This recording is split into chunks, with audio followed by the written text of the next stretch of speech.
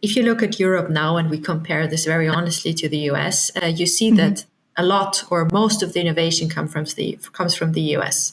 And why is that? I mean, the AI Act is not in force now, so it cannot be the primary cause for kind of like the lack of European innovation here, because it's not even here.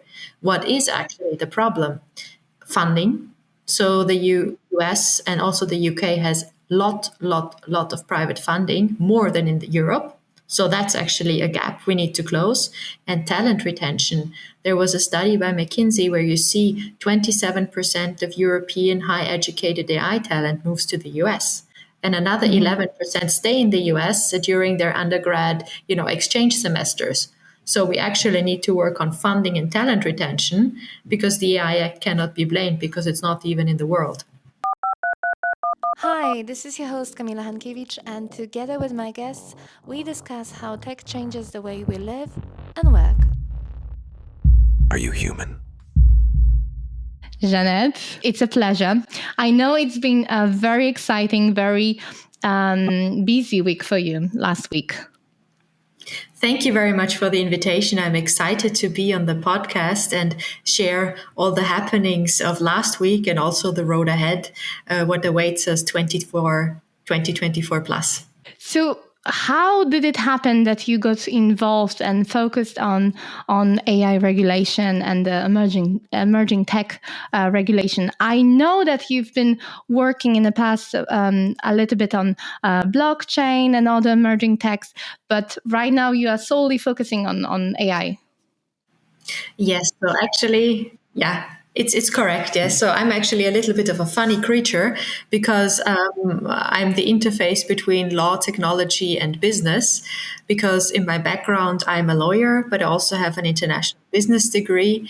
And as you know, kind of like history goes along, I've been working very much with tech companies, acquiring, selling them, product development. And it was very, very interesting to me always what we can achieve actually with technology for society and on the business side. So, and putting all those, building blocks together. One side of my life is being a lawyer focused on AI law, so advising companies and businesses. And the other part of my life is working for the European AI Forum, so really representing more than 2,000 entrepreneurs in Europe with regard to digital legislation and governance, in particular, the AI Act. Mm-hmm. And this AI forum, is it your organization, or is it you are just part of it, and you are responsible for any country in particular, or what role do you play there? Thank you very much for this question. So the AI Forum is an international nonprofit organization based in Brussels, and we incorporated it only this year, although we've been working together for more than 3 years. So the AI Forum has been part of the discussions on AI in Europe from day one. And I'm very, very proud to say that this year in May, on 15th actually, we took the leap and incorporated our organization, and I was instrumental in drafting, the charter, setting up the operations here, which makes me extremely proud to be a part of this organization's founding process on the one side. You ask about how does the AI Forum work. So it's basically the umbrella organization of all national European AI associations. So we span entire Europe from Netherlands, then of course Germany, Austria, Poland, Bulgaria, Lithuania, Croatia, Slovenia, and whom did I miss? I don't know, but kind of like we are in total 9 associations, and we're looking to expand to cover all 27 member states of the European Union in the future to really provide the entire picture. Mm-hmm. And do you in any way work with the UK? I know that right now it's a bit tricky. We had the AI summit. Was it a little bit than a month ago? Is there any collaboration there as well, or you are working separate, like in silos? So for us, of course, the UK is an important partner, even though we know it's not part of the European Union, but still we consider the UK part of Europe, and as such, an important partner, in particular in view AI. We monitor the landscape there, of course, closely. Also, the UK Safety Summit, which I think was on 1st of November, and all the other developments going on the regulatory and governance side. Also, the declarations last week, I think, with the cybersecurity safety standards and everything. So we are very much in touch with your ecosystem, and also always look for exchange, ways to work together, to partner and to collaborate. Because, of course, since we represent the European AI industry, but technology is global, right? So, and in our view, everything depends on strong global partnerships and working together to achieve best results. So that is, of course, we are very much in touch with you also in the UK. Because actually there was nothing in particular decided yet, that it was more discussions and just to understand like the view of different stakeholders. But do you feel there is any direction both the whole Europe, right, the European Union and UK should be focusing on, or should be going towards the things which have been decided on AI Act? Do you feel it's a good direction? I feel it's a good direction, yes, and also making reference again to the UK Safety Summit with the Bletchley Declaration, I think it was, where all the participants, including of course the European Union, acknowledged that there are risks to be mitigated, but of course also huge possibilities in AI. And I think the direction for all those huge markets, so US, UK, Europe, is the same. So to mitigate risks where mitigation is needed, but also to leave enough space for innovation and new developments. Yeah, exactly. Now that's actually one thought I noticed. Let me just find it.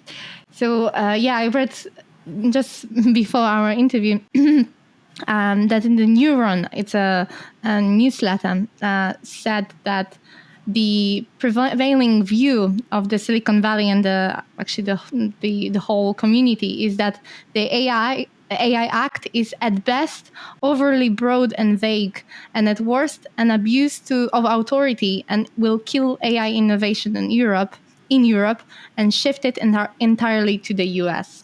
What do you think about that? Well, it's an interesting point of view, of course, to be considered. I think a little bit differently. Why do I do so?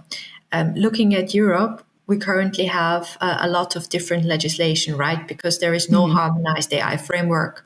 So a lot of uncertainty, a lot of legal barriers. And the AI Act will actually remove all those legal barriers, because you will have a level playing field.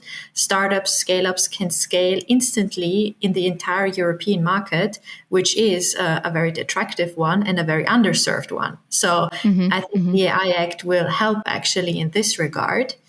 And I think one point that is not often mentioned, but needs actually to be driven a little bit more up the agenda, are the innovation measures included in the AI Act, right?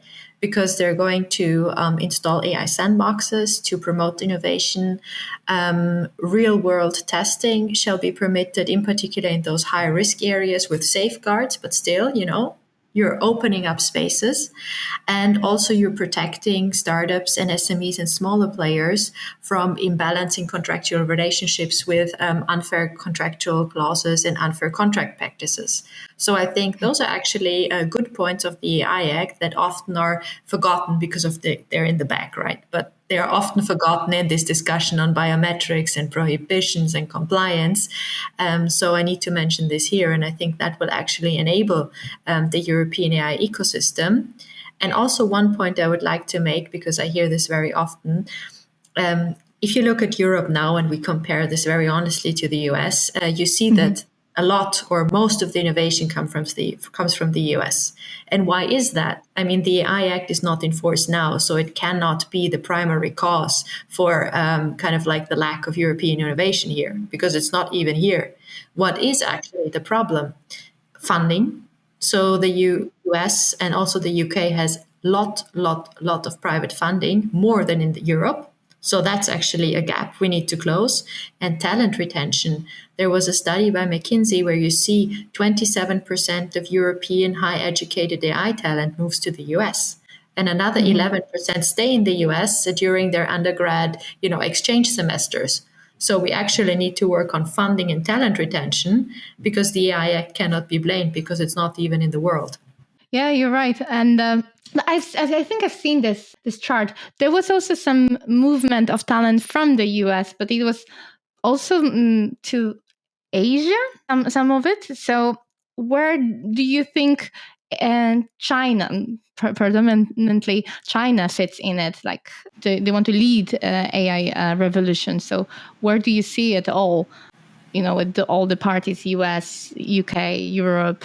How should we make sure that we work towards the same goal of betterment of humanity and not wasting time for competing against each other? I think that's a very important point. And also, of course, taking a global view, like, of course, including Asia with China, Japan, for example. If we look at the hardware industry, Vietnam is actually the key player with chips manufacturing, right? But also including all the other continents, Africa, a big point, right? If we look at kind of like who wants to lead, I think everyone wants to lead, because you will find in the Bletchley Declaration that the UK wants to lead kind of like global collaboration. You will find in the executive order of President Biden that America will want to take the lead. Of course, Europe wants to lead. I think we all want to lead. In all this kind of like, taking responsibility with leadership, we must not forget that it's something we need to do jointly. So collaboration before one nation or one market taking the lead, I think, will be key. And here, I think standards will play an important role, because, every market has its governance framework. It may look different. I think the direction is the same, but we need some interoperability, right? We need to work with each other. Software is not something that is developed in one box, in one company, in one basement.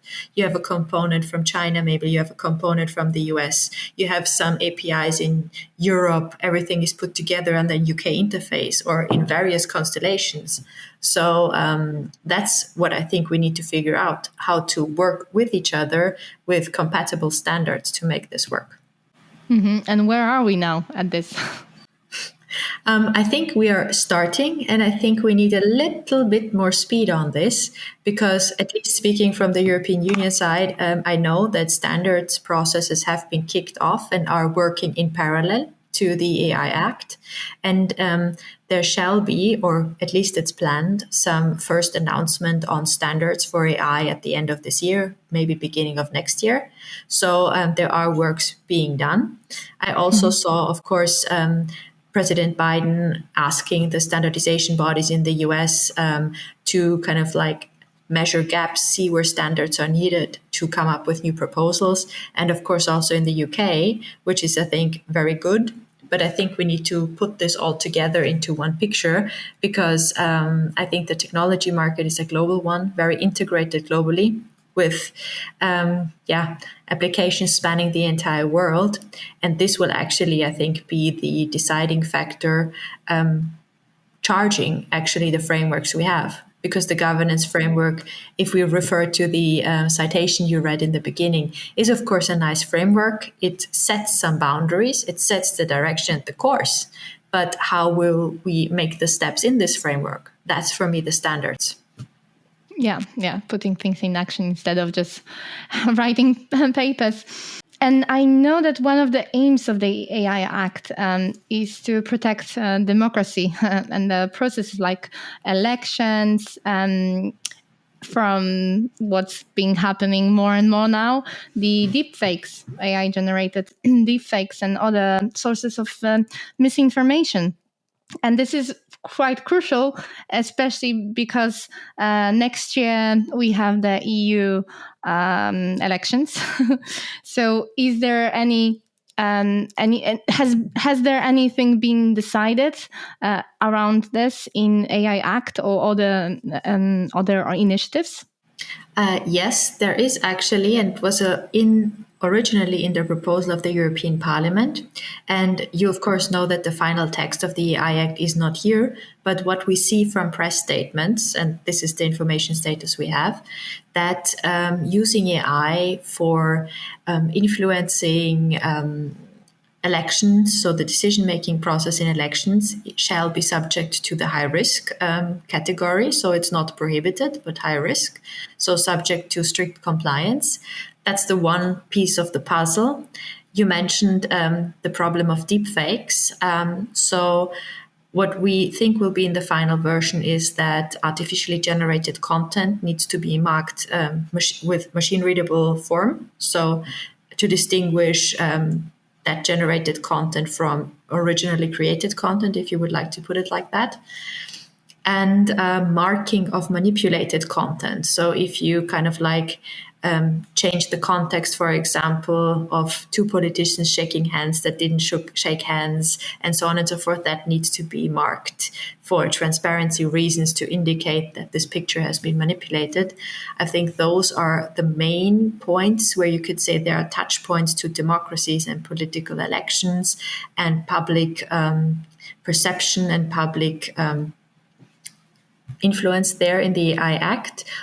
There are some carve-outs for media, so for satirical use, where kind of like you have the freedom of expression and creative expression and so on and so forth. So it's not kind of like entirely mark everything, so it's nuanced. But I still think this it's good that we have those transparency requirements. It's good that those AI election influencing systems are under high risk. But I still think there is a whole lot that we will be dealing with in the future. And considering it's not only the European Union, right? So it's also the US elections next year. Yeah. It's actually super election year.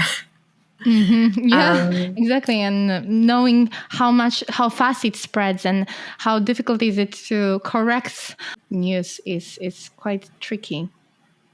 Yes, and I think it's actually something that cannot be done by regulation, because you will always find some troll farms. Disinformation as a service is actually a business model. I didn't know that until I read this in the, I think, Freedom of Internet Report 2023. So you have a whole industry on disinformation that can spread fake news easy, cheap, and infinite. So I think media competency and AI competency will be key for the future to, train the students, our children, to critically look at news, to critically question, can this be real? Does this make sense? How do we work with those contents? Because I think we can regulate that, but we will not prevent it by regulation. This is something we need to address by competence and education. I think that is the only way how to combat those risks actually in the future. Because we can ban deep fakes, right? But a troll farm will not care about that ban. Of course. And yeah, I guess it's always the question of following the money. So it's very tricky for people to understand if they see only misinformation, right? And then you're trying to change their view. And I saw your post the other day. You wrote about the aspects of biometrics and the law enforcement. There was already something decided as well in the AI Act, right, around this. It was actually very surprising, because we thought that the foundation model aspect of governance would be the one where most time is spent in the negotiations. But surprisingly, there a compromise was found, quite quick, even if you consider the lengthy process, but still. And the let's say biometrics, law enforcement, AI bans were actually the hardest knot to untie in the trilogues for the AI Act. Because, of course, you have two interest groups, right? You have on the one side prevention kind of like of crimes. You want to use AI for security purposes because it's a very powerful technology, can speed up the process a lot, in particular with biometrics and everything. Then you have the other side with the privacy of citizens and fundamental rights, and bringing those two into a compromise was super hard, because, of course, there was the demand for national exemptions to use AI for law enforcement purposes, so biometric recognition on public spaces. This was a very hard point. And then, of course, there are some other bans touching upon some aspects of predictive policing, touching upon biometric categorization for law enforcement, and emotion recognition in the workplace. And when we look at the genesis of the AI Act, so starting with 2021, the proposal of the European Commission, you actually had only 4 areas of prohibition. So the biometrics for law enforcement in public spaces, but with very large carve-outs actually for national security reasons, plus social scoring, plus exploitation, subliminal and other exploitation of people where you have physical or psychological harm. That's where they started out. And then the lawmaking process progressed, and the European Parliament actually came up with a very much expanded list of prohibitions, among them the ones that we now presume are included in the final compromise agreement. So ban of emotion recognition on the workplace, ban of biometric categorization for law enforcement, of course the social scoring, of course the exploitation, and then the biometrics for law enforcement on public spaces. But there we see there will be carve-outs. We do not know how those look like yet. But if we think back to the original proposal, it might be some exceptional cases like for example, preventing terrorist attacks, looking for, kind of like people that have fled or people that are looked for internationally, maybe for finding missing children or victims of crime. So that's what we expect will be the carve-outs, and subject, of course, to authorization by the national competent bodies in the justice system. So that's our expectation, but we do not know for sure. Mm-hmm. But will it be enforced on the on the national level, or will each nation be able to decide how strict those frameworks are, or it has to be unified? So this is also something there might be some national exemptions.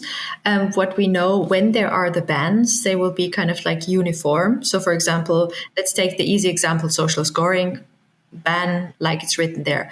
For the predictive policing parts and the biometrics for law enforcement in public, what we expect is that there will be an exemption for the member states to decide if they want to allow this, and then some criteria that are in the AI Act when it shall be allowed. So maybe for prevention of terrorist attacks and so on and so forth. And then a process specified that needs to be implemented. So prior, for example, granting of a request by a judge would be something that we presume will be required. So that's the process and the lines we expect, because we've seen this in the first draft text and assume that something along those lines has been agreed in the compromise. But still on that kind of like particular aspect, so the carve-outs actually, we have very little information how those look like. Mm-hmm. I see. Yes, because one of the crucial parts is to provide, to let citizens and people who are subject to those technologies having transparency, right? Like they and also they can decide how their data, how their image is being handled. And I wonder how are enterprises at this moment, where are they leaning towards in this whole transparency aspect? That's a little bit hard to grasp. I mean, what we see, for example, in Austria is that the Austrian government has declared that all AI applications in public administration will be transparent in the future by informing the user or by marking that such kind of like AI systems are in place. And they want to do a registry of AI applications that are running in public administration. We see the same trend, for example, in Germany, that is considering the same route. Then it gets very fragmented, of course, because in particular in the media industry, as you can assume, that is a topic. And there are some developments, but we see them in some member states, maybe in some disciplines. For example, there was a declaration from the Paris journalists stipulating their approach to use of AI, and in particular Gen AI. We see some media conglomerates voluntarily pledging to transparency and informing users in an adequate way. So this is something we see that is adapting in the market right now. Industry standards are developing, and this kind of like is a trend that will go on. When we think about the AI Act in there, we assume, because it was not actually a huge controversial topic, information obligations for people that are exposed to emotional recognition systems where they are not banned, or biometric categorization. I mean, we know in many towns and cities, for example, or already in the European Union, you have kind of like those markings, superveillance area and something like that. So we think that might increase going forward if more of those systems are used in public, but of course subject to the transparency obligations that will then be in the AI Act. It's interesting what you mentioned about the large tech, the big tech companies entering voluntarily into such agreements and let's say leading the like the conversation, the dialogue about this. But there is also this view from, I think it was also discussed on, of course it had to be discussed on the AI summit, safety summit, that those companies shouldn't be regulating themselves, and that you need a referee who will actually see if they are acting in the good intentions of, or it's just for the sake of ticking the box. Yes, it's actually there was even a non-paper circulating, I don't know, 2 or 3 weeks ago before the final trilogues. It was an initiative supported by Germany, France, and Italy, where they support a concept they named mandatory self-regulation. So actually the industry crafting their own rules to abide by, which are some sort of mix between mandatory self-regulation, which actually is quite a paradoxon, right? Because it's like, kind of like taking it on the funny side, like letting the fox design the hen house and then not even making it an obligation, right? So, of course, there were companies in favor of this approach, but the large portion of the industry, so for example, SME Alliance, many startups, were actually very much rejecting that approach, because it doesn't create a level playing field. If you let a few players draft their rules and the industry needs to abide by it, if you want to put this very drastically. And also you cannot distinguish trustworthy players from other players, because the trustworthy players invest in good products, good governance. Untrustworthy players do not invest so much, but still have no consequences to fear. So you're actually not creating a level playing field, but again, a very bad situation for, companies doing their best adhering to the standards. So that's why this was very much rejected, and I believe also not taken up into the final compromise for the AI Act, because in there you find mandatory obligations for general purpose AI model providers. So moving away from the concept of self-regulation without consequences. Mm-hmm. Yeah, which brings me to something which is in line of what we've been experiencing and seeing all over the news over the last few weeks. The OpenAI saga. Yeah, of course, you knew that I will ask about it. So how was it supposed to work? It was supposed to have it's in theory it still has the NGO part, which was supposed to act for the benefit of the humanity, as they say, although it's very vaguely defined as well. So what happened there? We're also commenting from the outside, but what we saw is that there was over a weekend, I think, 4 times changing of the CEO of OpenAI, which is a very short time span and does not really create trust for the markets. And it was actually very bizarre that you remove a CEO, I think on a Friday evening it was. Then you put in charge Mina Murati, so the CTO actually, a woman responsible or kind of like looking after the technical and ethical aspects, then removing her, replacing her with someone different, and then bringing Sam Altman back again with all the stories around. Like we know the news reported about the conflict between commercial, of course, and the open source humanity approach. Then Sam Altman's investments in various startups, the fear he might build another OpenAI, employees pledging to follow him to Microsoft, where he was for 2.5 or very shortly, right? Yes, an example how probably not to deal with it in a public crisis. It will be interesting how things develop, because I think the story went on with the board and the new board at OpenAI, which was shuffled around and I think is still all male, or at least it was criticized some weeks ago. So I think they have some homework to do on their side to sort things out and also sort things out for public perception.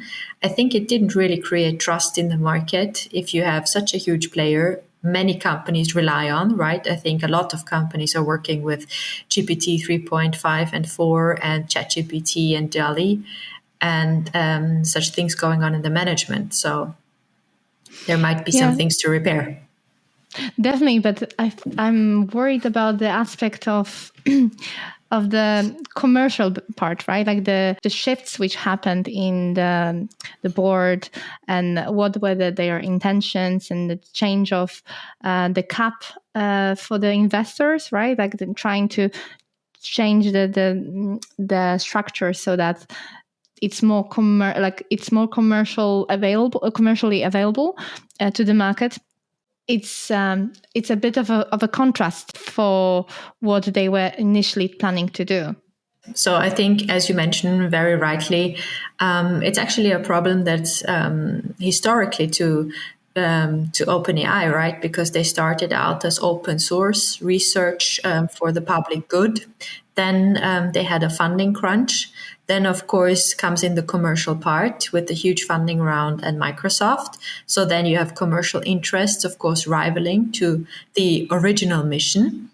And yes, so I mean, judging from the outside and knowing nothing more specific, I would say that the commercial part is in charge now and has won, because of course, you will always have a conflict of interest if you want to commercialize as fast as possible with kind of like a lot of market share. Then kind of like looking at slowing down, for example, developments, taking a step back, maybe delaying releases, doing 1, 2, 3, 4, 5 more rounds. So you always have that conflict of interest, because it's one of resources, of financial resources. We know that those models need personal resources, of course, because you need the developer for kind of like capacity for both missions and sides, and also environmental resources. So in judging from the outside, I think the commercial part is now in the lead. And of course, they might still have the original mission to some extent, but if we probably look at the resources, they will be significantly shifted. And of course, it also makes sense, right? Because they received a huge investment, and every investor wants to recoup his investment at some point in time. So I believe the pressure might be there. Also, there were rumors about Sam Altman looking for additional investors before he got removed and instated again. So also speaks to the need for funding. And would also make sense looking at their development.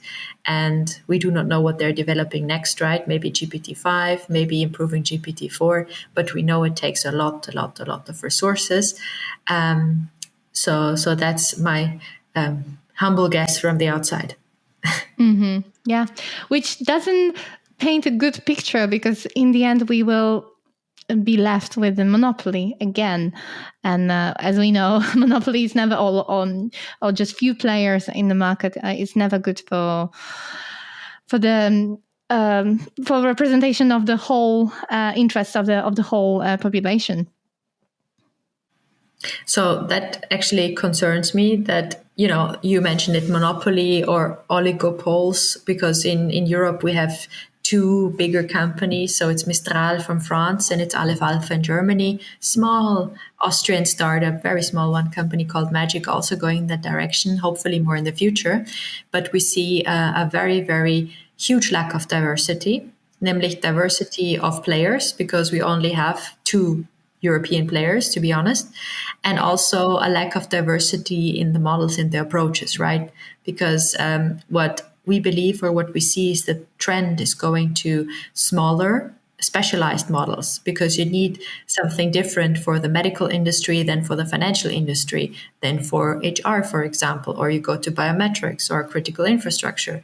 So those are all separate industries with separate demands, separate lingo, a separate way of processes and thinkings and everything. So we see that this is something that probably where the demand will increase in the future, and we hope that developments are going in this direction to have more diversity, to choose from more different players for the general applications, but also from industry specific players. Yeah, again, the government should do some bits to enforce it in a way, right? Like to help and to support, but also to enforce a room for more players.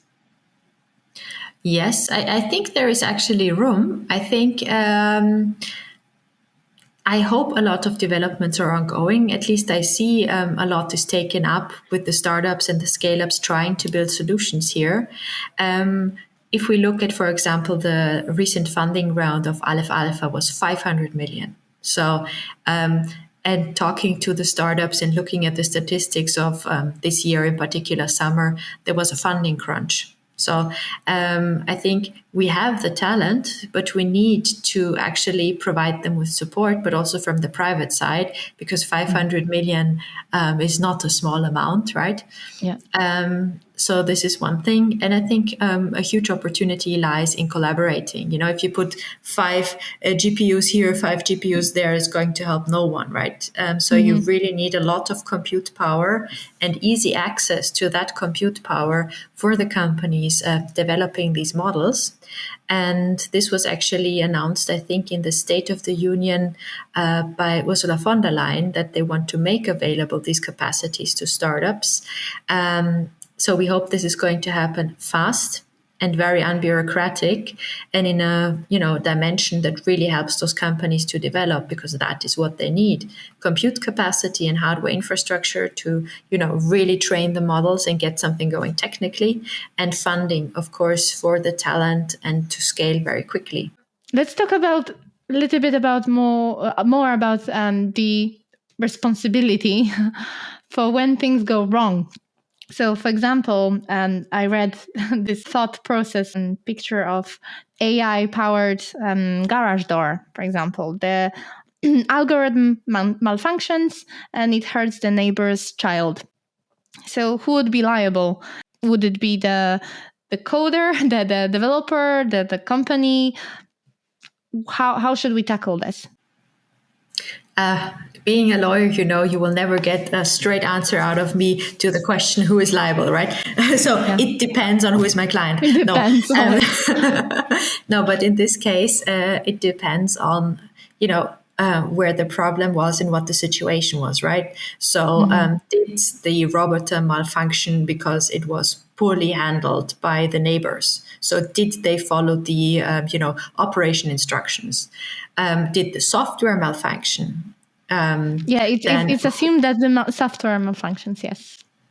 And who controls the software, right? Is it a software that needs continuous updating, or do the kind of like owners of the robot control the software and are responsible for updating? Did someone forget an update? Did someone not provide an update? What's about cybersecurity? All those questions come into play and bring me to one important development, the liability regulations for AI, right? So this is something that has a little bit slipped out of the public eye, because we're all very much focusing on the AI Act. We're happy that the compromise was achieved. But in parallel, there are works going on the liability framework. Why? because most national liability regimes in the European Union have a problem in dealing with software liability. So if you look at the product safety regulation, so product liability directive, which was implemented some times ago, a product is defined basically as something that is hardware. So it does not apply to software at all. This is something that will change in the future. So expansion of product liability to software, which will be then a completely different game for all software providers, including AI. So not only for AI, but also applying to providers of AI systems. And this will be very closely linked to the obligations under the AI Act. So that is why I think it's not bad that you have the AI Act where you can say, okay, I complied with the AI Act, which is the product safety regulation for AI. And since I am compliant, it is not my liability. Currently, it's very difficult to, allocate actually liability to the parties in the liability regimes and to prove it. Prove, especially that you don't know what went inside, right? Like in development of the software. Exactly, what went inside, and to prove kind of like whose negligence it was, and that defect actually caused the malfunctioning. So the software might have 10 defects, you don't know. And just to prove that there was this single one defect that was substantial for that malfunctioning. And if you look at the requirements, at least in Austrian liability law and throughout the European Union, there are differences, but más o menos it goes in the same direction. You need causality. You need to link the damage to kind of like the source of the damage, then to the negligence. And this kind of like, link or chain of requirements breaks at several parts when it comes to software currently, and that shall be remedied by the product liability, which does not need actually any negligence. So that would be very interesting to see how that turns out, and very important for companies to keep track of these developments despite everything that is going on. That is very important. The point I want to make for liability is that this is a topic that needs to be on entrepreneurs' radar for the future, because the excitement over the AI Act is a little bit overshadowing the developments in this region. And we expect to see a revised product liability directive in the future that also includes software. So, of course, also includes AI, and will also change the level playing field and the game when it comes to AI liability. So, on the one side, preparing, of course, to defend oneself against liability, but also, of course, if you are a victim or you have suffered damages in connection with AI, to making damages and to receiving those damages before the courts. Right now, there's so much uncertainty that it's disadvantage to smaller players who cannot afford legal advice, and they end up not doing innovation. Exactly, that is the point, because if you look at the consultation process for the AI liability frameworks, this is the point that is mentioned most by entrepreneurs. They are afraid or very, very hesitant to put their product in the market or to develop it or to apply and adopt it because they are afraid of a liability. And yes, it's currently a very nuanced, complex question that cannot be answered with certainty. And also there is no way to cover this, right? So you would also probably not be able to cover this very good with insurance and so on and so forth. So this is actually also a huge obstacle to AI adoption in the European market. So here I also hope that clarity and rules that make sense in regard to AI damages will help to solve these problems for both parties, right? So for entrepreneurs to have more security, to develop and deploy their products, to prevent liability, and also for people that really are damaged, that they have the possibility then also to assert those damages. Yeah, and we need to act fast, right? Because the whole technology is developing exponentially, and we cannot lag behind other players. Okay, and there is also this part of IP, right? There have been numerous cases of artists suing or trying to sue the companies who are developing those technologies, claiming that their art has been used to feed the algorithms, and basically the whole system is copying their work. How can artists and how can people be protected, legally protected work, and not be afraid that someone else will steal their intellectual property and benefit from it? That's actually a very, very good and very tricky question in the times we are in, right?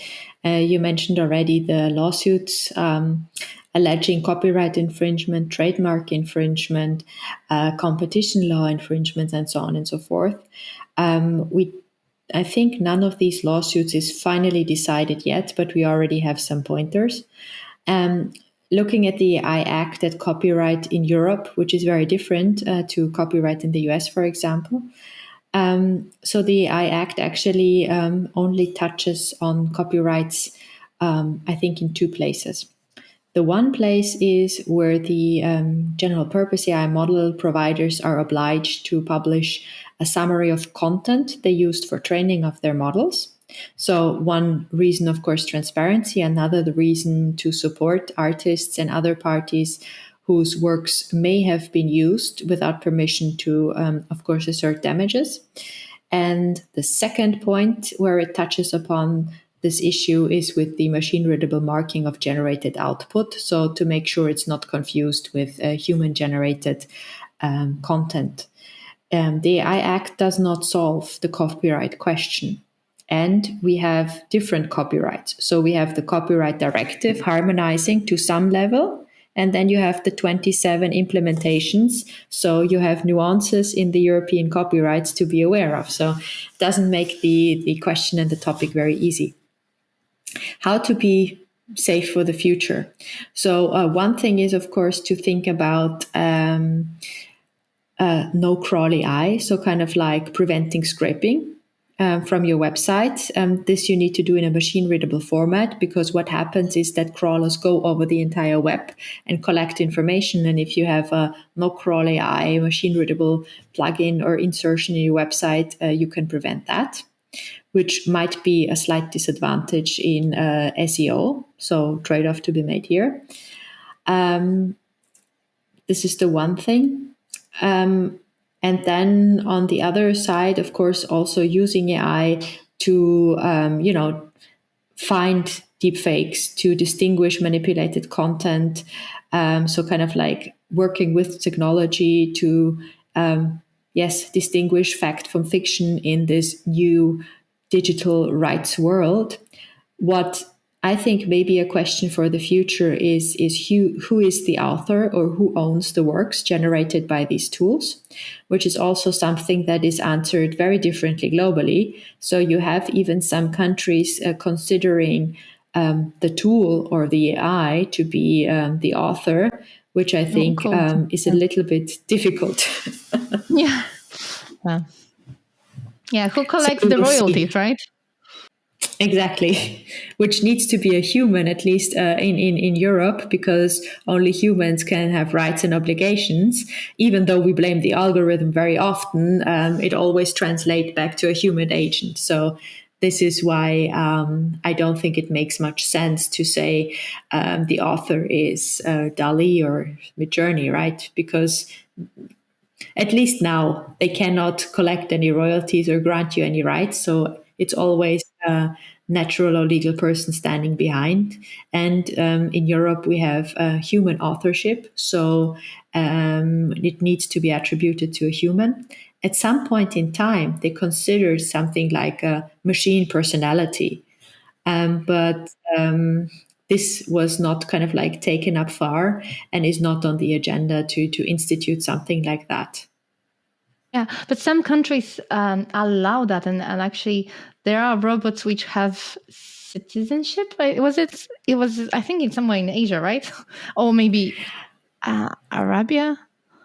I don't know Asia, but I think it was some considerations. Let's put it like that. Consideration, I think in South Africa. Okay. I don't know. Maybe. I think it was in South Africa. Sophie robot, right? I don't know Sophie, but I will definitely look her up after our call. Yeah. I think it was her. I think she's considered whatever being with rights. I don't know if you agree, but the CEO of Alphabet, Google, says that AI could be more profound than both fire and electricity. Do you think people grasp this idea, or they still undermine that we've entered into this quite transformational phase where things are happening so fast that sometimes feel like I cannot catch up with how many developments are being made, how many new releases of new models are being made, and one is much better than the other, and it's never been like that so fast, I mean. Yes, so I also feel things are getting faster and faster, as you mentioned. New releases, new developments every day, plentiful.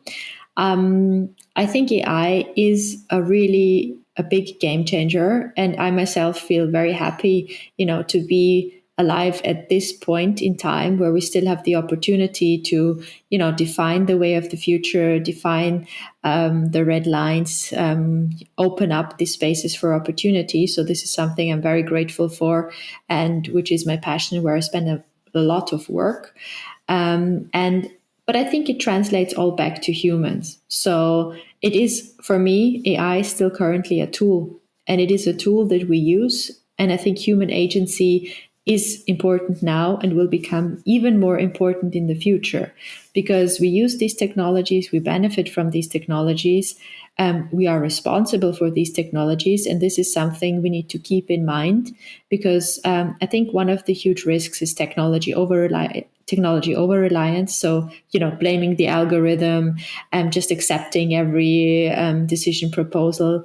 This is something I'm actually a little bit afraid of. So here, I think we need to do a lot more in the future, and education, because of course I think the opportunities of the technology are very much known and very much promoted, but we also need to look at the limitations and to solve the right problems with the right technology. So I don't think generative AI will solve all our problems. There are other kind of like technologies, simple machine learning techniques, and so on and so forth, that can even be more impactful in certain industries and help us actually to solve the challenges that are on our agenda. So climate change, if we figure out how to use this technology also sustainably, so green AI versus red AI topics. And if we figure this out, I think we have a very great path ahead. And I think we shall collaborate to achieve this to the most possible extent. And then I actually see a bright future, because I'm an optimist at heart. So maybe some would say, I don't know if you've seen the Andersing Techno-Optimist manifesto. And he's comparing... Yes. Yeah, you've seen it. Okay, so what do you think about that?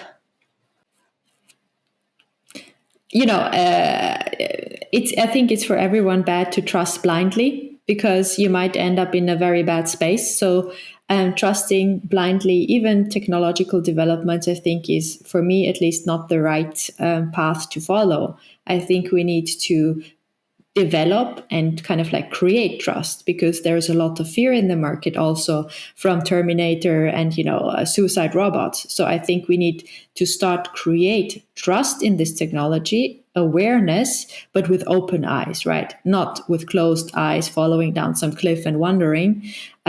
So optimism, yes, but with open eyes. cautious with cautiousness. Like you mentioned, we should help to educate people about the opportunities as well.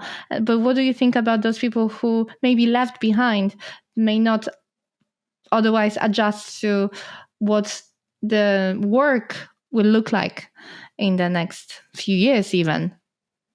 Like, how should we make sure that they still provide value and they feel valuable? I think that's one of also among many challenges, but also one of the greatest challenges, because what I think is that AI will and is actually already disrupting the workplace. So, tools that increase efficiency very, very much in many, many aspects. So what I think is upskilling will be a huge topic for the workforce. So educating them on how to use AI, because the people that use AI will not be outperformed or left behind, but the people who don't use AI. And that's the one thing.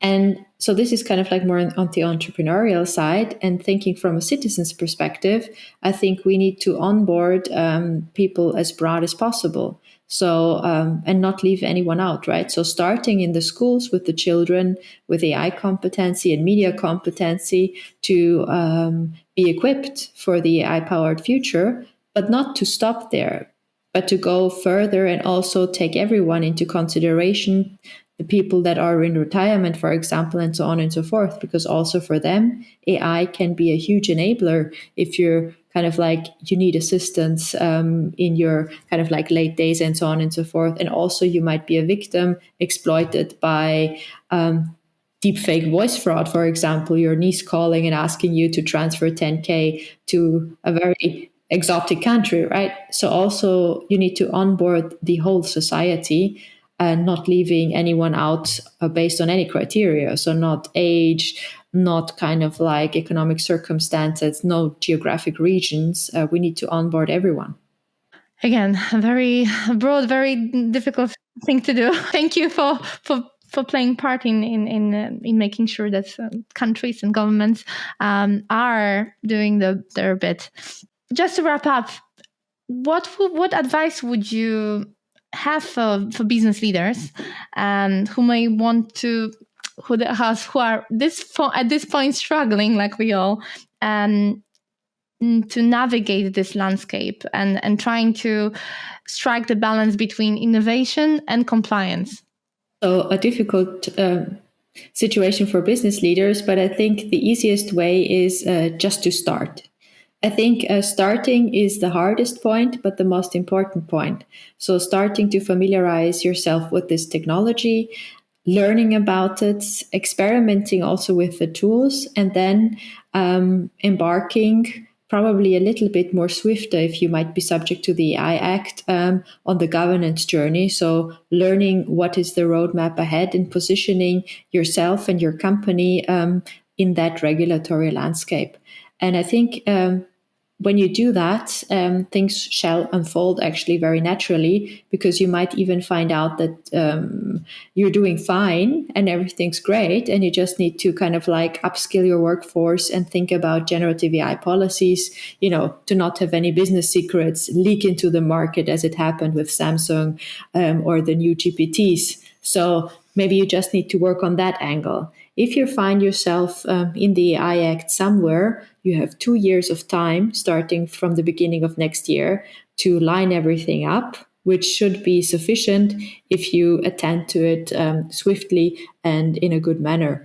And most importantly, educating yourself and then taking all your employees on the journey, because I think this will be the key factor deciding which companies can actually thrive and will really, really have a competitive advantage because they use AI, they manage the risks effectively in their organization, so generative AI or compliance risks, and they have the differentiation in the market because they say they are compliant under the AI Act and have a certification that creates trust and demand in the European markets and markets abroad. They create branding for themselves, attract customers, attract employees. So I think these things are not to be underestimated as an enabler. And yeah, it's better to start now And starting is the hardest point. From there, I think everything will work out its way step by step. I completely agree. When we speak with lots of business leaders, they are always afraid of feeling that they are being the guinea pigs, right? But it's not like that. It's not like that. You have to join the race, because, like you said, if the people who are not using the AI versus people who are using it will be the ones who will lead and who will provide value at scale. Yes, and there's also, kind of like nothing to be ashamed of, because there are many people out there throwing around LLM, generative AI, foundation model, I don't know, some whatever kind of like marketing words. I think very few of them know what they're speaking of. And just sorting those basics out demystifies a lot. And then just starting slowly. There are a lot of coachings, even executive coachings we do, just to take you and kind of like along the way from a technical perspective, from a governance perspective. And I think that's the most important start, because the executive agenda actually determines the path of the company. And if you sort that out, it's easily breaking down what needs to be done, what is safe, where you have gaps. And it's a great roadmap to map out everything that needs to be done, or even not, where you can kind of like have competitive advantages, save cost without any additional burdens. Yeah, very interesting. And is there any project or any initiative we should be following, which you are part of and you are excited of working on? So, of course, I need to recommend to follow the European AI Forum. Of course, involved in the policymaking process. But now for us, we transition to implementation, because we see this is going to be the most important part for the next 2 years. And also to keep out looking for an initiative we will be launching, actually to support everyone in the markets with understanding the AI Act, finding its position, educating and onboarding as many people as we can. So watch out for the European AI Forum, our announcements. And I also regularly post on LinkedIn and my blog, and will keep you informed about all the developments. And there is a lot actually we prepared coming, in particular starting 2024, to ease the burden of AI governance and getting ready for the AI Act. Yeah, definitely. I follow you on LinkedIn, and I learn a lot. So definitely, I will leave the links for others to follow, because it's really valuable. Jeannette, thank you. Thank you so much for all this this knowledge and all this wisdom. And definitely, I am more relaxed knowing that people like you are working towards regulating such a tricky field, because things are changing so fast, so much, and you have to consider so many edge cases. Thank you very much for inviting me to your podcast, Camila. I'm so happy and very proud to be a part of this great series, and can only encourage all the other leaders to come have a conversation with you, because also I learned a lot, and I'm very thankful for our exchange, and I hope we keep in touch for the future. Definitely we will. Thank you.